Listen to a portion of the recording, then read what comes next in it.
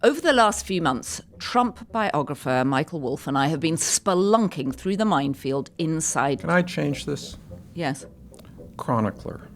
Chronicler. Okay, Trump chronicler. I'm not really a biographer. Okay. Over the last few months, Trump chronicler Michael Wolff and I have been spelunking through the minefield. Do you want to say spelunking? I like spelunking. It's a technical cave term. It's a show-off word. Maybe it's a British word, but another reason you shouldn't use it. I would just go navigating. Over the last few months, Trump chronicler Michael Wolff and I haven't been spelunking through the minefield inside Donald Trump's head. We've been navigating it. And you've responded in your thousands, flooding us with comments, with questions, with theories, with conspiracy theories. So now it's official. Twice a week, we're going... inside Donald Trump's head. Ooh. Michael will be our unflinching guide as we map the darkness, the chaos, the electric jolts of ego and paranoia, and illuminate why Trump does what he does.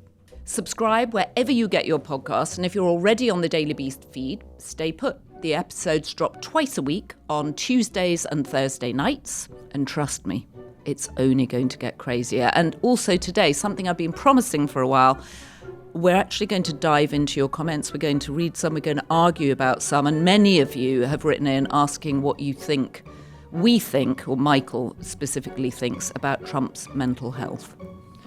We're also going to discuss Jeffrey Epstein, his trip to Russia. So somebody in the White House told me that interest in Epstein was down 89%. They were pleased with that. Now, what that means, I have no idea. Yeah. 89%. How did, like, what? So much to get into. Where do we begin? The number 2 at the FBI, Dan Bongino, has had his job chopped in half and must now share it with Andrew Bailey, the AG from Missouri. That's a warning shot across the bows from Pam Bondi, his boss. James Comer, chair of the Oversight Committee, has demanded DOJ files on Epstein and looks like receiving some of them on Friday, though nobody quite knows what files and what's going to be in them. And you can bet your rapidly devaluing dollar will be following that story too. And then, of course, Putin. What does he have on Donald Trump? But most of all, we want to reassure you the quest for peace in Europe may have succeeded in pushing Jeffrey Epstein off the front pages, but it hasn't pushed Jeffrey Epstein off our radar. Michael Wolff. Joanna. Is happening? What is happening, Michael? We went into this peace negotiation, and we've come out of it in which everything is far worse than when we went into it. Okay, keep going. I mean, essentially what war in Ukraine has now come to be about is strategizing how to deal with this capricious and volatile asshole who has put himself right in the middle of it. Right. I mean, that's what's going. Everybody. I don't think there's any other concern except how do we try to play Donald Trump, who can be played. Everybody knows he can be played. Well, and he's being played by Putin, right? The problem is that he doesn't necessarily stay played for very long. So you have to play him, then he's unplayed by somebody else, then you have to play him back again. But everybody is trying to triangulate Trump. And where they end up, I mean, they've ended up in a clearly much more confused situation than when they went into this. I mean, Putin is more implacable than he has ever been because he sees, well, I can. This Trump, you just say something to him, and he falls down on his knees and thanks you. And the Europeans. I mean, we've gotten to this place now where essentially Trump has authorized Putin to take a big chunk of Ukraine, possibly the Ukrainians would agree. They may not have any other alternative to agree to this, but there would be no way that they would agree to this unless they have security guarantees. And which Trump said, yeah, security guarantees, sure. With no idea clearly what they are, right? With no idea. And the whole idea of security guarantees is pretty impossible to achieve. What does that mean? Are you going to put 10,000 soldiers, NATO soldiers, which Putin won't accept, U.S. soldiers, which Trump is never going to do because the United States would never accept. So what are those security guarantees with which it will be necessary to make a peace agreement? So therefore, we are no further than when we began. Actually, I would say we're in a much lesser position than when this all began. Okay, so he's made things worse, and they're pretty bad as it is. And we're recording this on Tuesday morning. Overnight, there was severe Russian bombing of Ukraine. And as you said, Steve Witkoff came out mumbling about sort of Article 5 with, I think, not any sense of what it actually required. The MAGA base does not want American troops in Europe securing the front. No, they just want us out. So, Trump is trying to, in his addled moments, understanding that he has the MAGA requirements, he has the European requirements, and he has the Putin requirements. And weirdly, he is trying to, in some way, bow to them all. And he's got his own requirement, which is he wants a Nobel Peace Prize. And then the Nobel Peace Prize, always the Nobel Peace Prize. But the other requirement, the other thing that he has succeeded at, which he always seems to succeed at, is putting himself right at the center of this. It's now about Donald Trump. So much to ask you, not least about Donald Trump's health. But first of all, let's go back to Friday, to the scene of the original crime, the meeting with Putin in Anchorage in Alaska, which Donald Trump seemed to think might be in Russia, because twice last week he said, I'm going to Russia to meet Putin. And then on the way, I just want to remind people, on the way there, when he's talking to Brett Baer in Air Force One, he says, well, I'm a deal guy. If it doesn't work out, I'll come back to the United States. So goodness knows where he thinks he was. Well, geography has always been a hurdle for Donald Trump. Well, I mean, not to know that Alaska is actually a state seems worrying when it's your job to be the president. However, I digress. What are you hearing from what happened on Friday? I have heard some. I've had some interesting insights into this, and let me just frame my sourcing here because I don't. You pick up in this. You can pick up details and perspectives without obviously knowing what happened. So I am hearing not from the principals.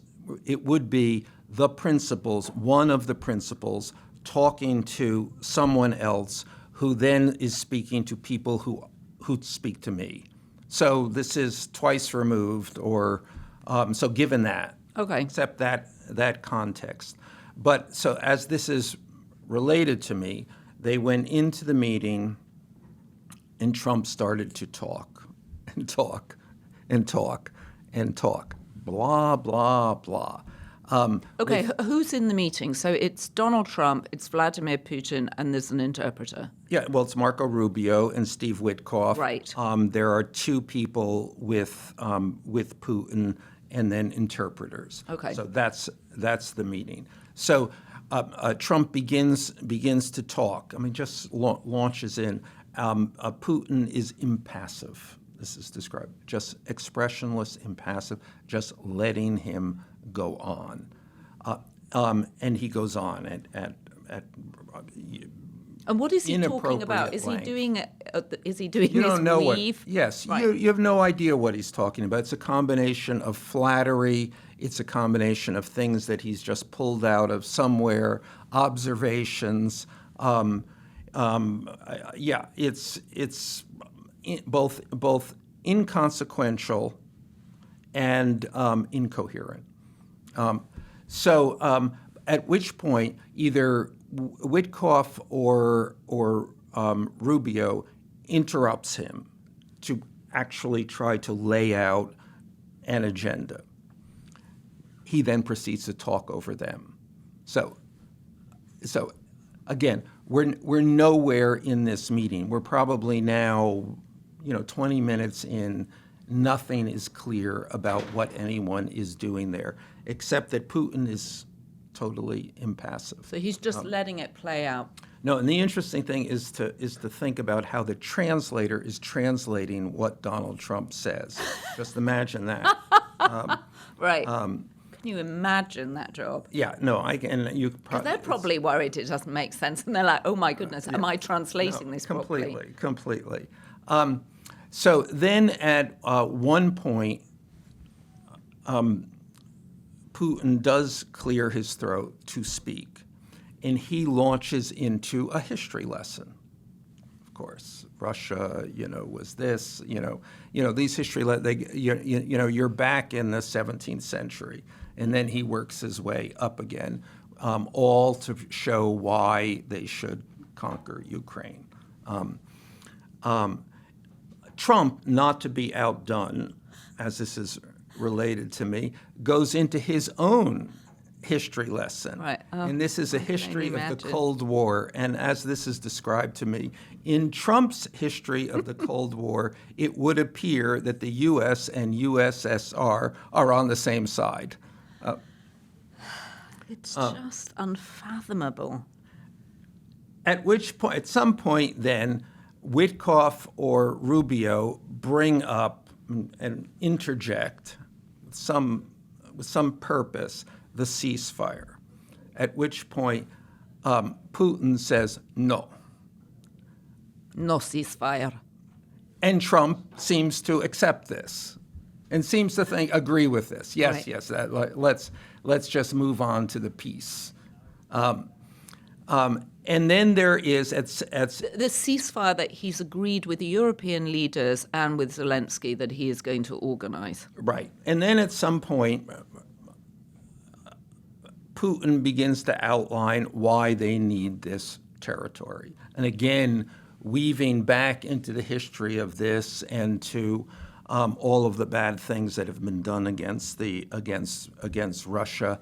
They're all about their security, the Russian people, all of this. These fundamental wounds that Russia has carried that have to be rectified. And Trump seems to agree with this. It's beyond parody. It's beyond South Park. What can South Park do with this? Yeah, well, we'll see. Yeah, we will sure see. We will see. And this goes, and then with Witkoff and Rubio, basically helpless. They can't do, and they sit there with their occasionally trying to interject, but you can't really interject because Trump just talks all the time. And this is then to Putin's advantage, because rather than any discussion of the details of the actual details of what might happen here, what territory, what are you going to give for that, what are the trade-offs. That level of detail, Trump is not interested in, probably not capable of following the logical sequences that would be necessary there. And what's more, what is important to him is to keep talking, to have people listen to him. So it's put the problems aside. I just want to keep talking. So very stressful for Marco Rubio, and possibly stressful for Steve Witkoff, though we know he has zero training in diplomacy and he's a real estate. Yeah, Witkoff, I'm sure is totally. He's bought into this. I know Donald Trump. I know what he is, and you're not going to change the guy. So I've long ago accepted that. But it's one thing to buy into him. It's another to buy into Vladimir Putin's version of history and Donald Trump's version of history, that the USSR and the USA were on the same side. Well, I think one of the things that that you become used to when you're around Donald Trump and listening to Donald Trump is kind of turning it off. I mean, it doesn't have. It is what it is. Does it have real meaning? Doesn't have real meaning. It's just what Trump needs to do.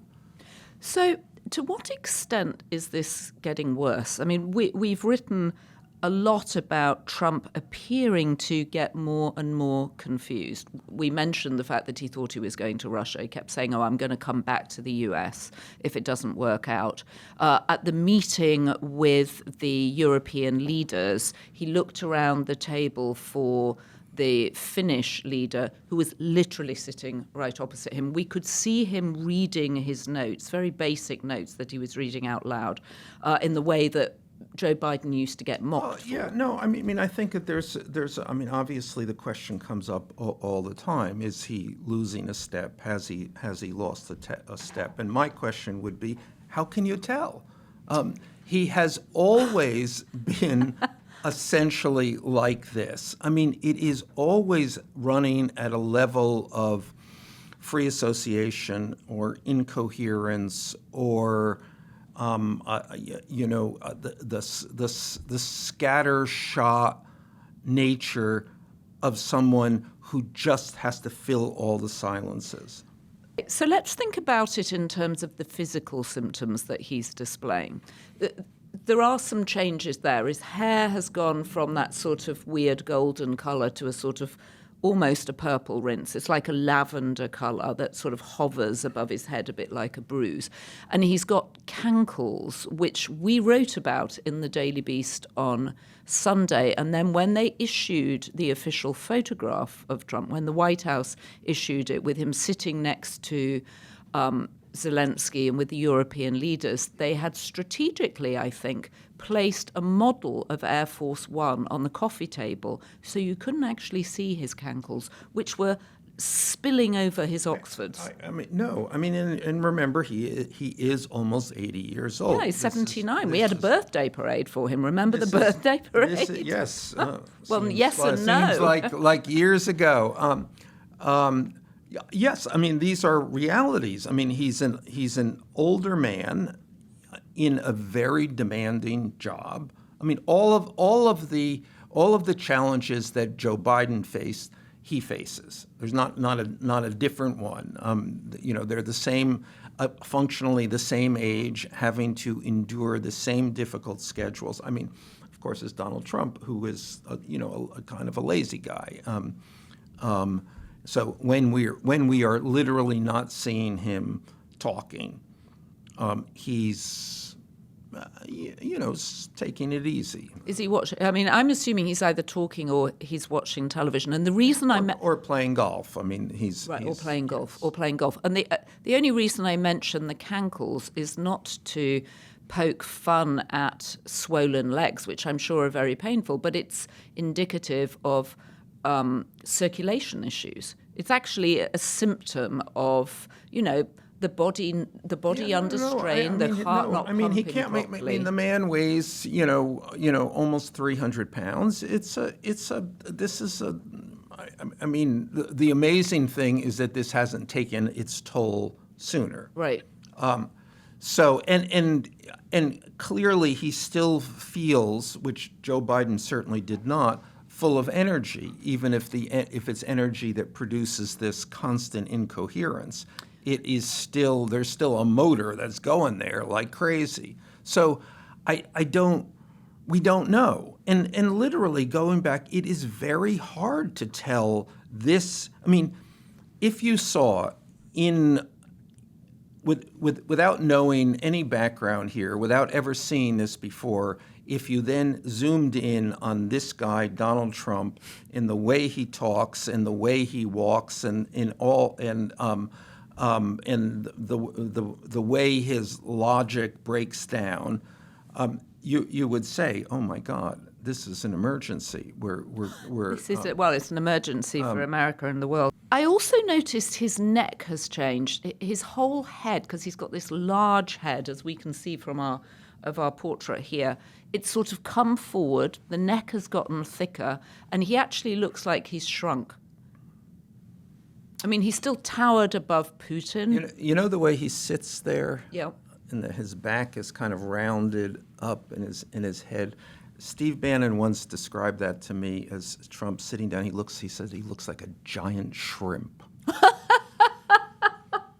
He does look like a giant. I have often thought he looked a giant shrimp.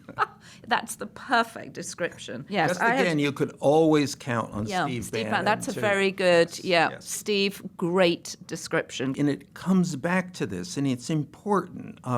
What does Putin have on Donald Trump? I mean, the strange thing about this, and it's been strange now for nearly 10 years, is he just folds in the face of Putin.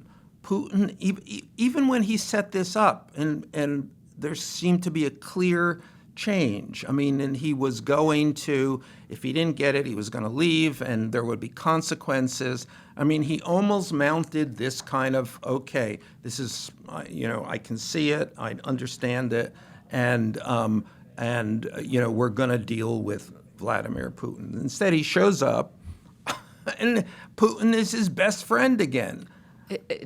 I'm sorry, I can't get the image of the giant shrimp out of my head. A giant shrimp sitting there negotiating with all the leaders from Europe who've come over and been revoltingly sycophantic. My favourite moment was when Emmanuel Macron winks at Zelensky, and you can see they're all in on this tragic dance they have to perform for Trump. But let's go back to your point. What does Putin have on Donald Trump? And the thing that you mentioned at the end of our last Daily Beast podcast, which is that Jeffrey Epstein told you he had a secret trip at to one see point, Putin. Yes. Epstein outlined to me, he actually did not really tell me what he said to Putin, but he outlined the ways he had to get, the secret ways he had to go to get to Moscow to accomplish this secret Well, what were trip. they? Did you believe him when he told you this? Because it's quite a claim that you've been to see the president of Russia. Yeah, the jury is out on that. I mean, because it is quite a claim. So did he really do this? I mean, Well, I must say Epstein, in the kinds of things that Epstein has told me, they have largely proven to be true. So I have no reason to doubt this, except that it's a kind of a monumental claim. And I admit I didn't exactly pursue this. I should have said, "What did you talk? Tell me."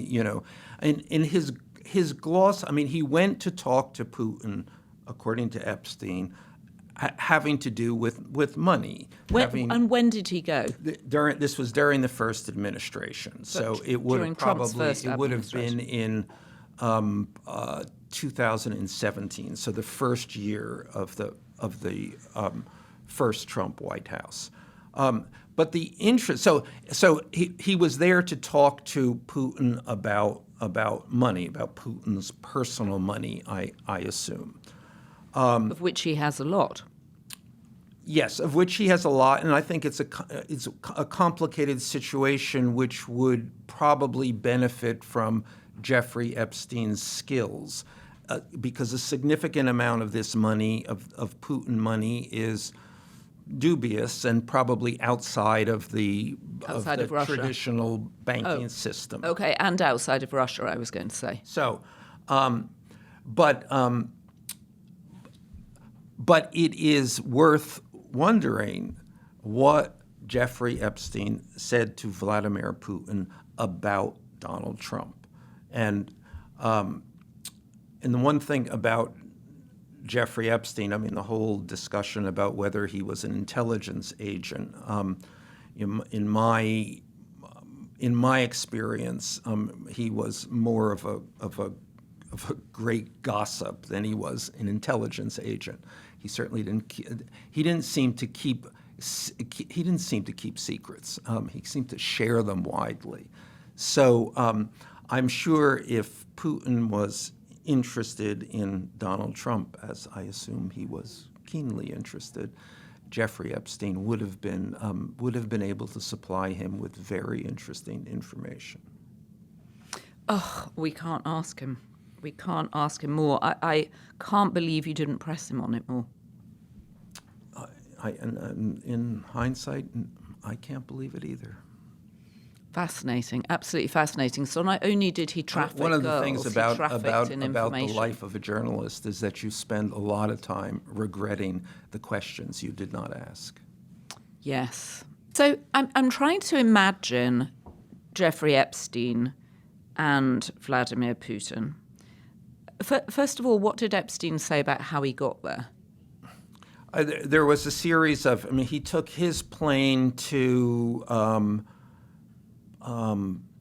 Stockholm, as I remember, but I have to check this. And then there were 2 other flights. He had to give up leave his plane and take other planes so that he would not, I assume, Russian planes, that he would not. So flight tracker wouldn't have exactly, him. Right. Exactly. And did you get the sense that he'd suggested the visit or he'd been called to Moscow? I had the sense that he had been called, but it would be very like Epstein to have worked the background channels so that he was called. And what do you think Putin told Epstein? It's my impression that Putin plays things close to his vest. So I don't know, but Epstein does not play things close to his vest. He's trading. Part of what Epstein did was trade information, and that's kind of, I think, why this whole idea of Epstein as an intelligence agent has gotten currency. But again, in my experience, he was he was always trying to learn things and then always trading that information to anybody who could give him an advantage. So I guess that is kind of an intelligence agent, but also as a international gossip. There's another thing which I think is important in this. What does Putin have on Trump? Mm-hmm. And everybody has speculated that. I've spent a lot of time with Steve Bannon speculating on what that might be. But having given this some thought, I think the more interesting thing is that Donald Trump doesn't know what Putin has on him, but suspects that he probably does, A, because there's so much to have on Donald Trump, and also because Donald Trump has spent so long in kind of international money-begging circles. And Putin, who has so much money, and so much money in so many different aspects of where money is, that they were bound to intersect at so many points. And Putin was bound to hear about what Trump was doing and what Trump wanted. So Trump is in the position now of thinking, well, the guy probably does know things about, things that I would rather not be known. So is it possible that Putin has either invested in a Trump business or he's invested in a Trump super PAC? Yeah, well, via nefarious ways. Well, it's all possible, but it doesn't even have to be that clear. And if you're Putin, I would play it that way. Mm-hmm. I would. It's better that Donald Trump doesn't know what he has than that Donald Trump knows what he has. It's so instead of Putin getting into the beast and saying to Trump, if you don't give me this much of Ukraine, then I'm going to reveal the whatever. It's much better to play this without showing your hand, just for Trump to know that Putin probably knows, but not sure exactly what it is that he knows, but it could be serious. And also, all Trump does is talk, and all Putin does is sit quietly with a slight smile on his face, which for Donald Trump must be incredibly unnerving. Yeah, I don't. Or maybe he doesn't even notice I it. don't know. He just doesn't notice. He just talks into a vacuum, and he doesn't talk to any one person, even if it's Vladimir Putin. It's interchangeable. He could speak to, Putin in the back seat of the beast, but he could be speaking to the driver too. Okay. So do you have any idea, or have your sources speculated as to what the conversation was between Putin and Trump in the back of the beast? No, don't know. And I suspect it was not a conversation. He got in. I mean, I can play this. I've seen this. He got in, and Trump just started to go.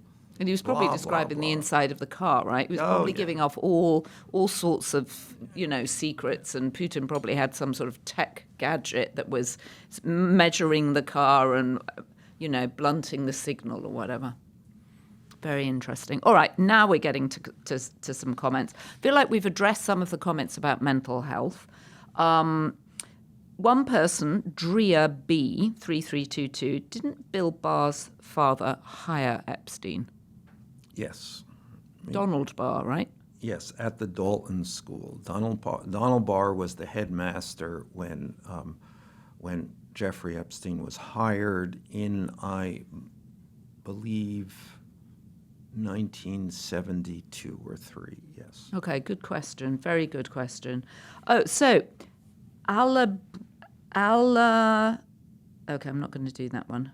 Okay, so K13ish asks, how does the US recover from the stain of Trumpism? Will we ever? Well, I know. I mean, yes and no. I mean, yes, I think that we will recover. I think it will. We will. The history will turn, but it's there. It's like McCarthyism. It's like the war in Vietnam. It's like this is not going to be.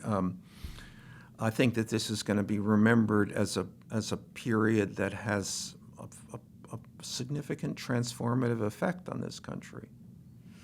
Okay, final question. Love this. What does Melania know? And that's from LLN 1957. LLN 1957. Good question. I mean, I think she knows an enormous amount. Okay, and here's a good question. This is from Rowan Dowland, I think is how it's pronounced, 1391. Is there a single public record of Trump expressing sympathy for Epstein's victims? Just one. The media should ask Trump why. Yeah, not that I'm familiar with. Okay, Michael, there's so much in there. Who knows what Putin has on Donald Trump? Epstein went there, we think, to help Putin with his money. Okay, mind blown. I think we should come back on Thursday and talk specifically about why does Donald Trump talk so much. We had John Bolton on the Daily Beast podcast on Monday. He also observed the same thing. You cannot spend a moment with Donald Trump without that being the primary takeaway. He doesn't ever, ever, ever shut up. Share this podcast with your friends inside Trump's head. Please subscribe wherever you get your podcasts. And if you're already a subscriber to the Daily Beast podcast, this will surface in your feed on YouTube. And don't forget, as our First Lady would always have us be beast. And thank you to our producers, Devon Rogerino, our assistant producer, researcher, logistics manager, Anna von Ursen, our editor, Jesse Millward.